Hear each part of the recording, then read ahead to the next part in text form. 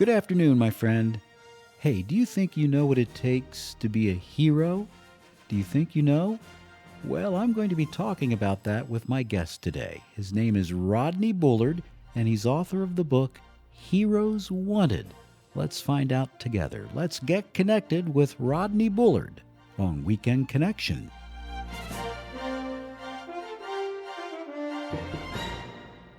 A very good afternoon to you, my friend. I welcome you to Weekend Connection on the Bible Broadcasting Network. My name is Ed Phillips, and I have a very special guest on the phone line with me. His name is Rodney Bullard, and he has written a very special book about heroes, and we're going to talk about that today on Weekend Connection. You may think we may be talking about superheroes and things like that, but I don't think so, and I'll let Rodney elaborate on that. Rodney, how are you today?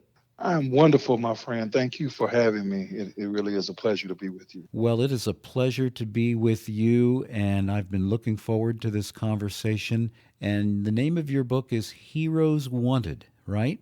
It is Heroes Wanted while the world needs you to live your heart out.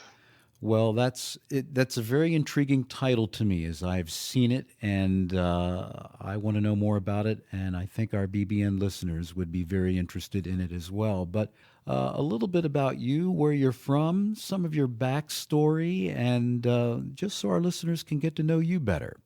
So I grew up here in a suburb of Atlanta, Georgia, in Decatur. Grew up in a neighborhood that was extremely diverse and extremely nurturing, and that really, I think, shaped my view of the world. I left Atlanta and went off to the Air Force Academy and served in the Air Force and was blessed to do so. And then I went off to law school at Duke Law School. And I recall my first case, or at least my first hearing, was a hearing on 9/11. That really also shaped my sense of service and my sense of duty. And so left there, was blessed to apply and to be picked up for a White House fellowship. Many of your listeners may not know what a White House fellowship is, but you'll know who White House fellows are: Colin Powell, Sanjay Gupta, so a host of people who've done that program. And when I got to the White House fellowship on the second day, actually, Hurricane Katrina hit, and so that also shaped, my perception of the ability to respond to crisis, particularly a crisis of that scale. And I got a chance to see the federal government respond, sometimes well, sometimes not as well, to that crisis. That led me eventually back to Atlanta, Georgia, and eventually through the U.S. Attorney's Office and the Department of Justice to Chick-fil-A. And now I work at Chick-fil-A, and I run our Chick-fil-A Foundation, and I run community affairs for Chick-fil-A. And so it is a wonderful opportunity to do so. And it's a wonderful opportunity to give back and to do well, but more importantly, to do good and to use really the fruits of our labor to benefit others. And I think that those experiences, Hurricane Katrina, 9/11, the Air Force Academy, my neighborhood, that those all shaped that desire to do good in that way. So, how long were you in the Air Force, Rodney? So I served in the Air Force for 11 years. Mm-hmm. 11 years, and you were Yes, you were an officer, so you attained the rank of, I would guess, major. that's right. I was a major when I got out of the Air Force, Mm-hmm. and I was a JAG officer. And Mm-hmm. some people may have seen the show. I didn't fly airplanes, but I did get a chance to try a number of cases. I got a chance to work at the Pentagon, and it was a great experience. All of that experience between the Air Force and being a White House fellow and now heading up a foundation, here you are, and you have written this book called Heroes Wanted. And how did you get the idea for writing this book? So the book Heroes Wanted, it's a very simple premise that anybody can be someone else's hero, and that we all have an obligation and an opportunity and an ability to be someone else's hero. My father's a Baptist minister, my mother an educator, and I got a chance to go lots of places with my father, whether it be via church or his ministry. And I got a chance to see what it looks like in some communities when you don't have heroes. got a chance to see some communities that my father would go minister in when you don't have heroes. And now, as an adult, the work we do at Chick fil A and the Chick fil A Foundation, we do a lot of work in communities of poverty and communities that don't have hope, communities that don't have heroes in abundance. And that's not to say that they don't have heroes, because they do have people who are doing great work, and they do have people who are standing up and fighting, but it's difficult in those situations. And I've also seen, conversely, what it looks like when we do stand up, whether as individuals or whether as corporations, when we do stand up and we make a difference in the lives of others. So it's basically pouring into other people's lives, looking for opportunities where we can do that. And that's really being a hero, right? It is. I think the notion that we have developed over the years of heroism is false. I think that we think of someone with a cape. We think of someone with superpowers or super abilities or super wealth, and we sometimes characterize them as heroic. And the mere fact that you have those abilities really just means you can do more. But if you're not doing something to help someone else, then I would question whether or not what you're doing is heroic. And so I also think that you don't have to have those abilities. In the book, I chronicle a number of stories, and the book is really a collection of vignettes. And one of the stories is of my first grade teacher. That when I was in first grade, I had a difficult time reading, and I had a first grade teacher who went the extra mile for me.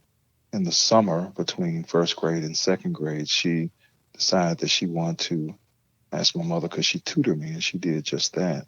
And I was reading 2 and 3 grade levels ahead of my peers because of her intervention. And that made a huge difference in my life. And she wasn't uber wealthy. She wasn't beyond any ability that I knew of, other than her ability to help me in that moment. And that made all the world of a difference for me. And so, again, I subscribe that heroes don't have to be superhumans. They just have to use the abilities that God has given us. So it's really all about, could we also use the word mentoring as well? Absolutely, I think we could. I mean, we could.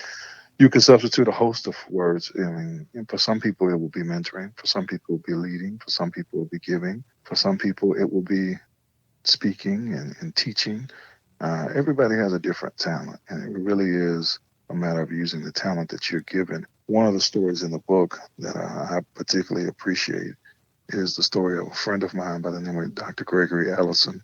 And Greg tells a story about his aunt Dottie. He said he loved his aunt Dottie. And when he was 6 years old, he would ask her questions and quiz her. He would ask her, "How do you save the world?" And she told him, "I don't know how you save the world. I'll be honest, but I know you can take care of the 3 feet around you by using whatever God-given talents you have." And so we all have different abilities, different talents, different strengths, different weaknesses. We can use those to benefit someone else. That's really wonderful. And as I looked at your book, it made me think back to people in my life, going back to childhood, people who invested in me, gave me an opportunity here and there, or said a word that stuck with me. And oftentimes, I think people who do that don't necessarily realize the impact until Sure. maybe they won't, but maybe years down the road, like I'm sure you probably have gone back to individuals who have played a role in your life and say, hey, do you remember you said something to me or you spent time with me? And they probably didn't realize it. No, absolutely. I think that is so inaccurate. And just a word, just a kind word can often be miraculously changing for someone. And we often don't. The book itself actually has blank pages at the end of the book where it says your story. And people, just like you said, often think about people who have invested, others who have invested in your life or their life. And the book has blank pages so you can write that story, so you can chronicle and recall who has invested in you, or in some cases, who you have invested in, and to be inspired by that to do more of that. I think that's good. And to chronicle and to reflect, that's always a good thing. And to look back at the Lord's faithfulness in our lives and how He's used different people along the way, whether they're teachers or business people or whoever, but to be able to look back and look back at those Ebenezers, if you will, and thank God for them. Yes, absolutely. Well, Rodney, I really do appreciate you talking with me today here on Weekend Connection. The name of the book is Heroes Wanted, and it's just for several reasons, it's just such a necessary book nowadays. And, oftentimes we in the greater body of Christ, we talk about discipleship, and there's all types of programs and this, that, and the other. But I think perhaps oftentimes it's like you said, just spending time one on one in an informal way, whether that's tutoring or what have you, and making an impact in people's lives. Absolutely. And we all have the ability to do that. And I hope that we all strive to do that, recognizing that God has placed us on this earth for His glory, and part of His glory is achieved by helping others.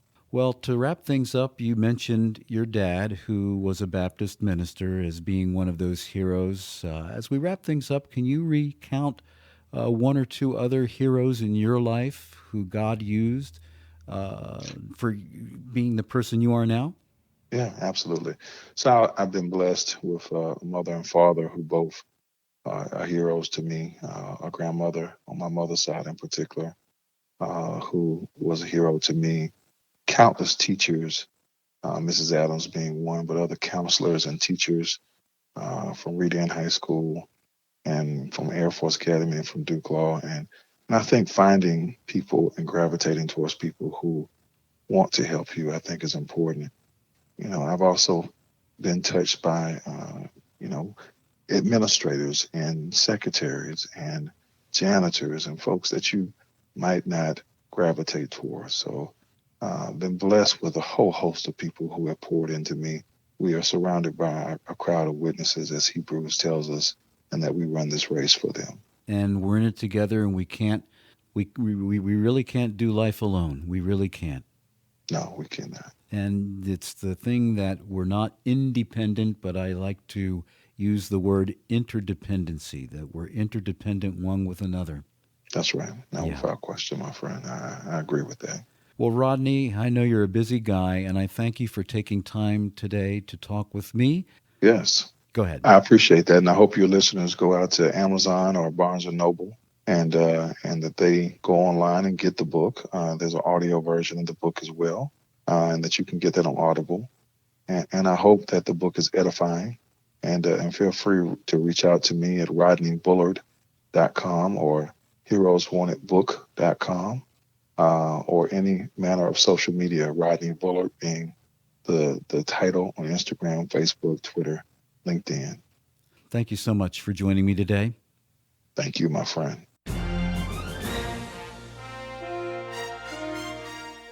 Those website addresses again are rodneybullard.com, Bullard spelled B-U-L-L-A-R-D, rodneybullard.com, or heroeswanted.com. Weekend Connection is a public affairs program of the Bible Broadcasting Network. I'm Ed Phillips. Thank you for joining me today.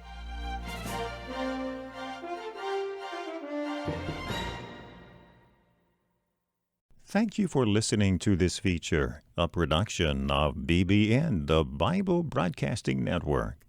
BBN provides 24-hour Christian programming, great Christian music, and Bible teaching. Listen to BBN by clicking the link in the description.